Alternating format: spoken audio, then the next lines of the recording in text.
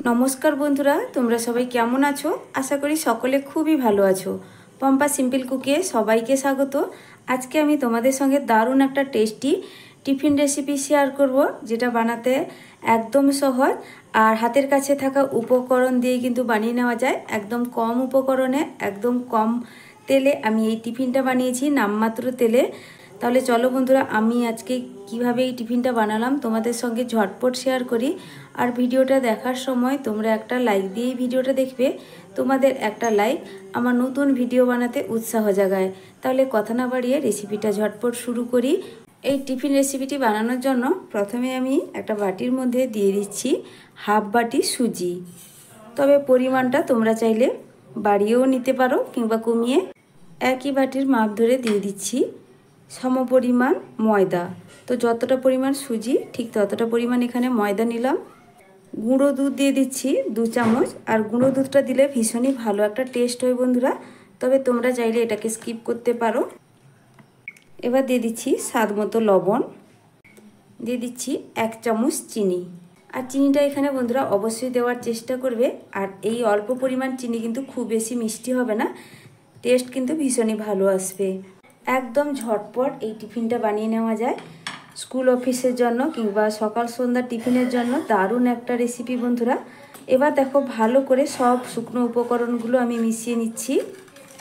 ভালো করে মিশিয়ে নেওয়ার পর এখানে অল্প অল্প করে জল দিয়ে একটা ব্যাটার রেডি করব। তবে একসঙ্গে খুব বেশি জল দেওয়া যাবে না, নাহলে কিন্তু একসঙ্গে ডালা পাকিয়ে যাবে। তার জন্য অল্প অল্প করে জল দিতে হবে আর ভালো করে এখানে একটা ব্যাটার রেডি করতে হবে। আর ব্যাটারটা একটু পাতলা টাইপের ব্যাটার হলে খুবই ভালো হয়। তো দেখো বন্ধুরা আমি কিভাবে ব্যাটারটা করছি।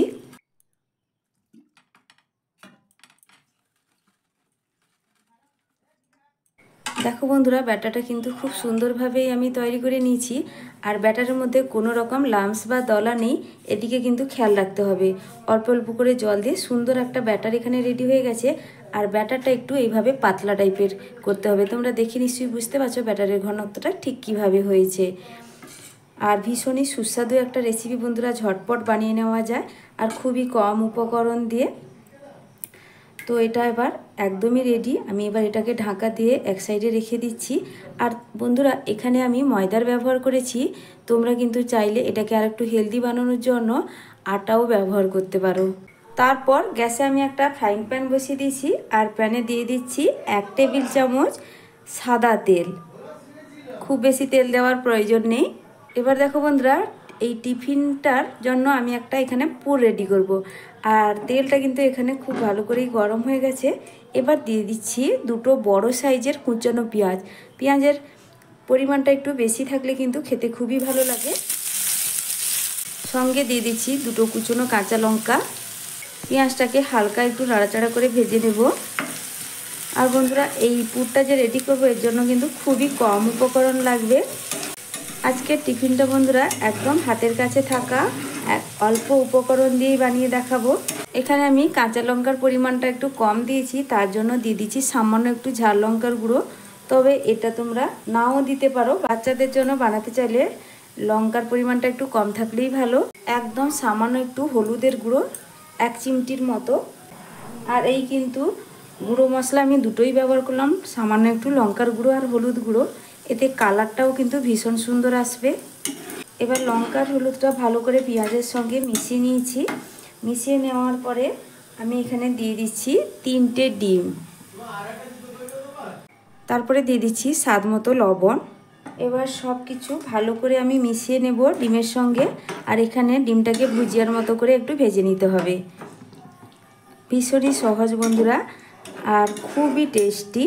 একদম অল্প সময়ের মধ্যে হাতের কাছে থাকা উপকরণ দিয়ে বানিয়ে নেওয়া যায়।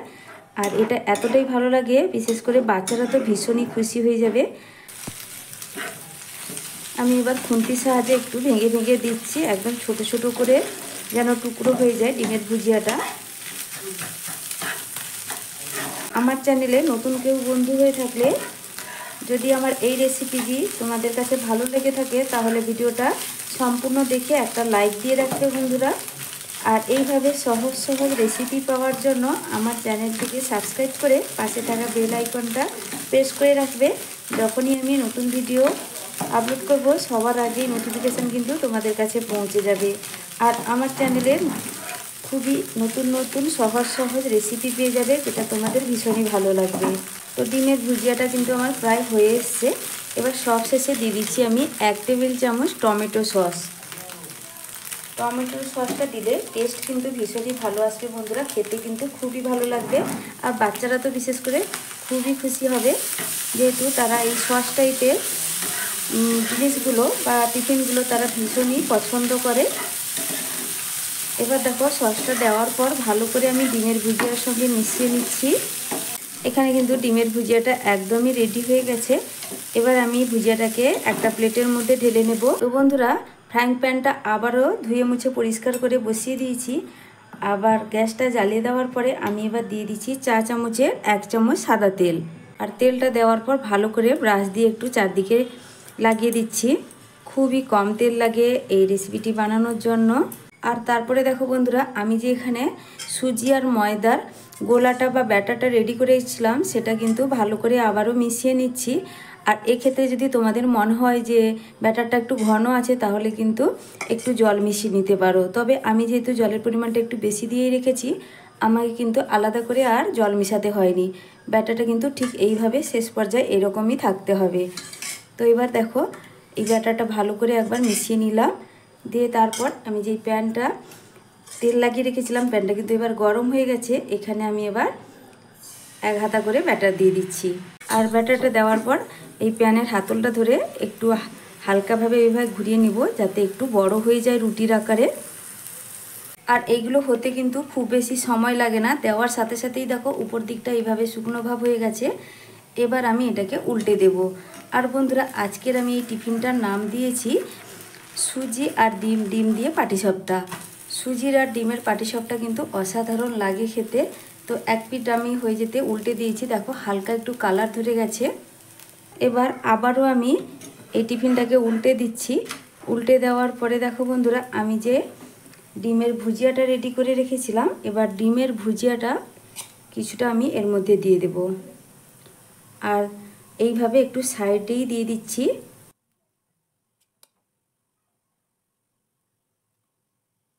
তারপরে একটু দু সাইড ভাঁজ করে নিচ্ছি, এতে দেখতে ভীষণই ভালো লাগবে।